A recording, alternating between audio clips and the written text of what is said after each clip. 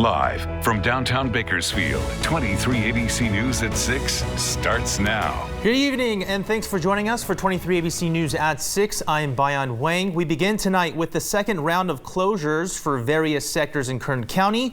Today, thousands were unable to attend in-site services at local houses of worship once again.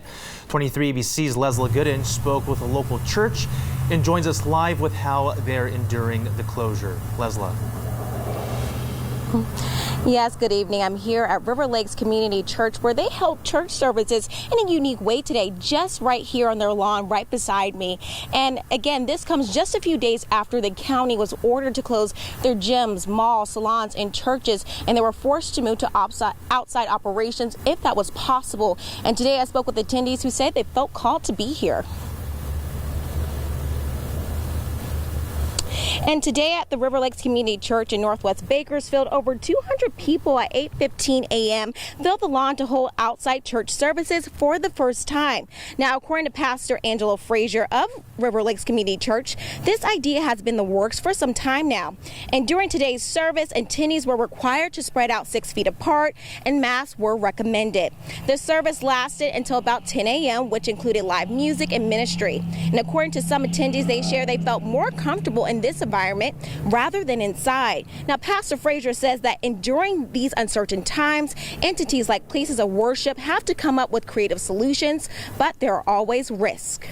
If you see our property, we can spread out pretty well.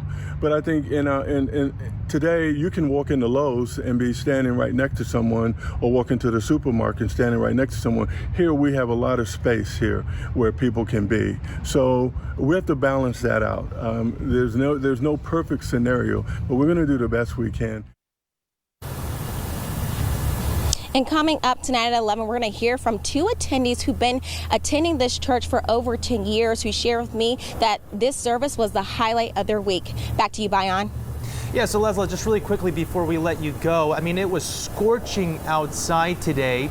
Did that affect the service at all? You know what? That's a great question. I actually asked Pastor Frazier that. He shared that's why they're only at this time having one outside service, because it's so hot, and that's why it's only happening in the morning. And for people who aren't comfortable quite coming outside or don't want to deal with the heat, they still have the live stream option as well. All right. Thanks for that, Leslie. Appreciate it.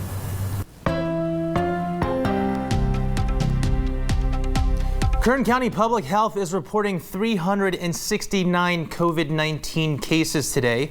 This is the second day in a row that Public Health reported less than 1,000 new cases of the virus within the last week. This brings the total number of cases to 14,561 in the county.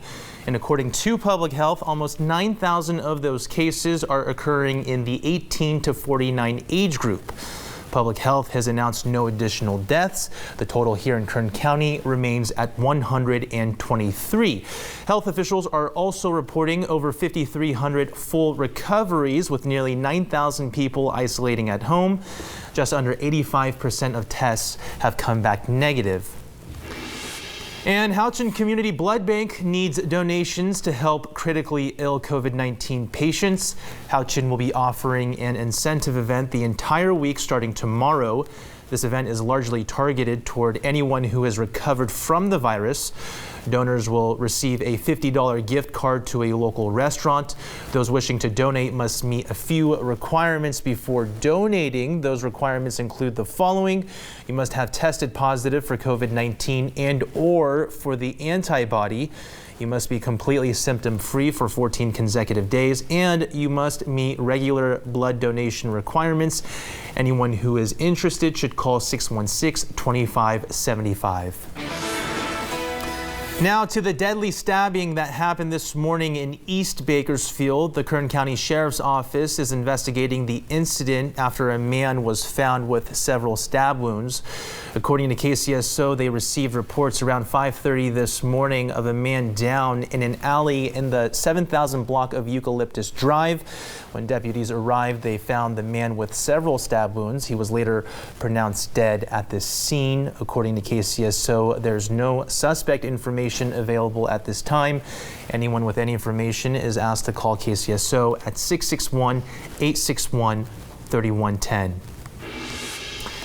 We now turn to the ongoing street racing issue in Bakersfield. Overnight, the Bakersfield Police Department responded to several calls for service between 9:30 p.m. and 1 o'clock this morning. BPD says out of 13 traffic enforcement stops, 7 drivers were issued citations and 5 vehicles were impounded. Officers say they have 2 ongoing investigations into vehicles that evaded officers in a reckless and blatant disregard for public safety. Anyone with information regarding illegal street racing is encouraged to call BPD at 327-7111. All right, Kylie, you just saw there things heating up on the streets, but also here in Kern County in general, another day in the hundreds, right? Yeah, but this weekend we did see those triple digits, and we're going to continue to see that as we head into next week. More on that in a moment, though. As for right now, still 101 degrees here in Bakersfield, and that's up 3 degrees compared to this time yesterday. As for tomorrow, we are going to see temperatures around 3 to 5 degrees above average just across central California, and this dry weather is going to continue to persist over the next several days. And this next week in Bakersfield, we're going to see the longest stretch of triple-digit heat that we've seen all summer. As for tonight, another hot one, seeing those triple digits still at 7 p.m. in Bakersfield, 100 degrees in those 90s from 8 to 10 p.m. and at 11 into those 80s. And then as for tomorrow's air quality, unhealthy for those sensitive groups with an AQI of 105. Coming up, we are going to go over that 7-day forecast. The Kern County Fire Department is currently battling a vegetation fire southeast of Bakersfield. The Comanche fire is burning brush and grass near Comanche Point Road and Jack Springs Road. Around 30 acres have burned so far, according to a KCFD Twitter post. Kern County Fire is currently requesting additional resources to help put out the blaze. This week, the Kern County Board of Supervisors is looking to approve additional money for the county's fire fund. The Board of Supervisors will look at cost recovery methods for fire services contracts. Those methods are projected to generate an additional $10.3 million annually for the fire fund. During their meeting, the board will also be looking to use money from the CARES Act to pay for additional nurses at local hospitals. This comes as the Director of Public Health is pursuing 40 additional ICU beds. Meantime, the board is also being asked to increase the amount of money available to small businesses. This would add an additional $5 million to the already used $25 million. The Kern County Museum would receive $300,000 and the California State Soccer Association would receive $365,000 after their facilities were affected by COVID-19 closures. Today marks the 30th anniversary of the Americans with Disabilities Act was signed into law. Mayor Karen Go posted a video to her Facebook page declaring today ADA Day here in Bakersfield. July 26, 2020 as Americans with Disabilities Act Day in our city, and recognize the progress that has been made by reaffirming the principles of equality and inclusion and recommitting efforts to reach full ADA compliance nationally as well as in the city of Bakersfield. Governor Gavin Newsom also spoke about those who fought for the act here in California. What an extraordinary 3 decades, 30 years with the ADA enshrined by so many that really led the movement here, point of pride in our great state, the state of California. Even more close to home, having grown up in the San Francisco Bay Area and watching Ed Roberts and others, Tony Coelho in the Central Valley, leading the cause of equality. The act prevents discrimination against people with disabilities. All right, check this out. A local veteran wants the community to join her in celebrating her birthday. So she wants you to send her a video with a birthday wish. This is World War II veteran Navy wave Miriam Cans. She will be celebrating her 103rd birthday next week on August 5th, and Miriam wants the community to join in on the celebration. She would like to receive 103 birthday wish videos.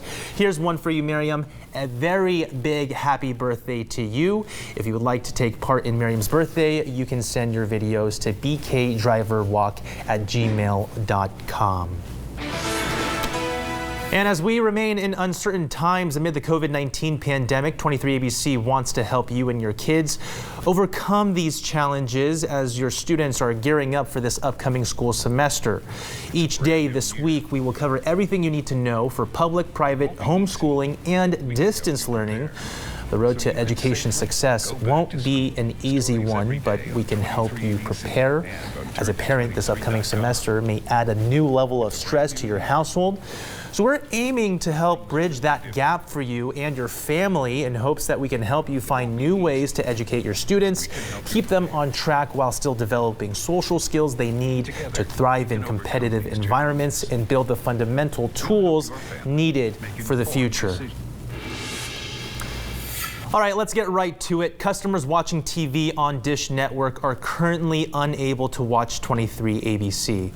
Our parent company, the EW Scripps, has been negotiating with Dish Network to carry our channel and was unable to reach an agreement before the deadline. However, customers who subscribe to Dish Network are still able to watch our newscasts on our other platforms, including our 23ABC News app, available on Amazon, Roku, Android, and Apple TVs. And customers can also rescan their TV to pick up our channel over the air. Coming up next, events continue to honor the life of late Congressman John Lewis. What historic sight his casket was carried over this morning. Plus, President Donald Trump will stay off the diamond a little longer. Why the president won't be throwing the first pitch at a Yankees game. And hot weather ahead. We'll take a look at that 7-day forecast coming up. All right, welcome back. President Donald Trump will stay off the diamond this year. He'll be the first president in a century not to throw an opening pitch at a baseball game. He showed interest in the tradition last Thursday when coronavirus expert Dr. Anthony Fauci threw the first pitch for the Nationals. That same day, President Trump announced he'd perform this ceremony for the Yankees August 15th. Then New York officials criticized the plan. That's when President Trump said he'll throw a first pitch later in the season. People continue to celebrate the life of late Congressman John Lewis. Today, his casket was carried across the Edmund Pettus Bridge in Selma, Alabama. ABC's Andrew Dimbert has more on today's ceremony. A military honor guard carrying the casket of Congressman John Lewis this morning as it left the Brown Chapel AME Church in Selma, Alabama. Our nation is better off because of John Robert Lewis. My life is better. Selma is better. This nation and this world are better because of John Robert Lewis. The civil rights icon making his final journey across the Edmund Pettus Bridge today. Hundreds of mourners lining the route to watch as his flag-draped casket was carried by a horse-drawn caisson modeled after the one Martin Luther King Jr. had for his funeral. The somber journey returning Lewis to the spot where he almost died on March 7th, 1965, when Alabama state troopers attacked him and other civil rights demonstrators as they crossed that bridge demanding voting rights on what became known as Bloody Sunday. Lewis returning to the bridge year after year, bringing bipartisan delegations with him. Most notably, marking the 50th anniversary of Bloody Sunday in 2015, walking across that bridge with President Barack Obama, who credited Lewis with helping to make his presidency possible. It is a rare honor in this life to follow one of your heroes. And John Lewis is one of my heroes. Lewis now lying in state at the Alabama State Capitol in Montgomery. On Monday and Tuesday, a special tribute in Washington, D.C. to the man many called the conscience of Congress, as he will lie in state in the U.S. Capitol Rotunda before making his final journey back to Atlanta for his funeral on Thursday. Andrew Dimbert, ABC News. All right, Kylie, you saw there, despite the hot weather in Selma, Alabama, hundreds still honoring Lewis, rightfully so. The heat also here in Kern County, no stranger to us. Yeah, Bion, I'm still trying to get used to it as I did move here a few months ago, but still in those triple digits right now for much of the valley. 101 in Bakersfield, 103 in Lamont. Down in the mountains, seeing 67 degrees, and over in the desert, fairly similar to the valley, 101 degrees in China Lake and 95 in Mojave. As for our winds, they are going to start to pick up tonight in the desert and over in Taft for tonight and tomorrow. As for tomorrow in Bakersfield, we are seeing a warm start by 8 a.m., 79 degrees, 86 by 10, into those 90s by noon, 99 by 2, and those triple digits like we have been experiencing from 4 to 6 tomorrow. As for tonight, we are seeing those 60s to 70s in the valley, but as for tomorrow, seeing those triple digits. Over in the mountains for tonight's lows, we are seeing those 50s to 60s, into those 80s to 90s for tomorrow. And then over in the desert, we are seeing those 60s tonight to 70s for our lows in the desert, and we are seeing those triple digits for much of the desert. In Ridgecrest, it's going to be 105, 102 in California City.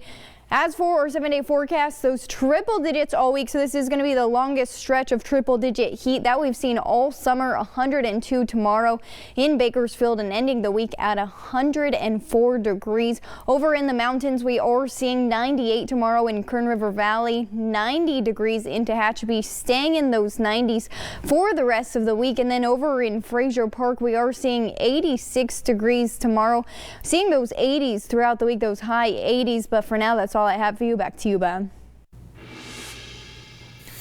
The pandemic has prompted several airlines to furlough employees during this pandemic. Southwest Airlines, however, says it will not furlough any employees for now. In a memo to the company's 60,000 employees, the company said it will not be furloughing or laying off workers on October 1st. Restrictions attached to federal bailout money barred airlines from any furloughs or layoffs through September. The pandemic has dealt a crushing blow to the major airlines. Earlier this month, both United Airlines and American Airlines sent warnings of possible furloughs. Still to come, today marks 100 days until Americans hit the voting booths. What questions still linger in the minds of voters around the country?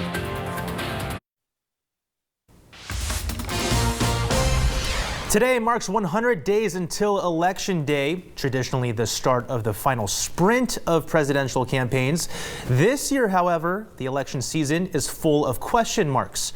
Reporter Joe St. George in Washington looking at the three big questions political parties are working to answer. Sunday marks 100 days until this election is over, and usually voters have a pretty good idea of what to expect. In a pandemic, well, not so much. Question number one, will voters be engaged? Party conventions have either been canceled or dramatically scaled back. Rallies won't likely happen. Door knocking will also not likely take place. Campaigns are going to have to get creative, but will it work? Question number two, who will Joe Biden pick as his running mate? To be fair, we would ask this in a non-pandemic year, but it still has a chance to reshape the race. All we know so far is Biden's promising he'll pick a woman. Question number three, will mail-in ballots create chaos? More states are allowing voters to cast votes in different ways this year. Will this create controversy? Will voters actually do it? Remember, President Trump repeatedly has said he doesn't trust mail-in ballots. And because more Americans will be voting earlier this year, we're already well inside 100 days before those first votes are cast. And oh, by the way, the presidential debates are set to get underway at the end of September. They are likely going to be the most crucial events this election season. In Washington, I'm Joe St. George. Still ahead, a final look at your forecast. Another hot one here in Kern County, seeing those triple digits all week, and this is going to be the longest stretch of triple digits we've seen all summer, with the hottest day of the week being on Sunday, 104 degrees, 103 on Wednesday, 102 on Thursday. And for now, that's all I have for you. Back to you, Bob. Yeah, Kylie, hot weather there. We got the ACs running in here. Hope you guys are doing the same at home. Thanks for joining us. We'll see you at 11.